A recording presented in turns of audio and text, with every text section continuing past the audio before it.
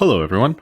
This is Ivan from the Sysdig product management team, and I'm here to demo the new Sage AI remediations for images. Starting at the home page, I can navigate to the new vulnerabilities findings view from the Sankey. Here, I only care about vulnerabilities that have fakes, are in use, and have an exploit, so I will navigate directly to that view. You can see this view is pre-filtered for the criteria that I have selected, and this shows me a list of all the vulnerabilities that match the above criteria. From here, I can group by image, so the image where those vulnerabilities were found.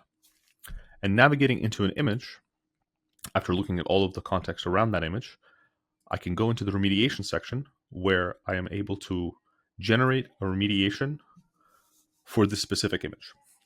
This remediation will take into account dependencies and the complexities of a potential fix, and will give me a strategy that should introduce no breaking changes downstream and should be easy for your engineering teams to implement.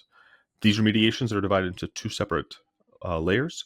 So there will be a set of remediations that will look at the application and the language layer and provide you instructions for which packages are most important to update and which updates you should make and which versions you should use to not introduce breaking changes. And then the second layer to which these remediations will be divided will be the base layer updates.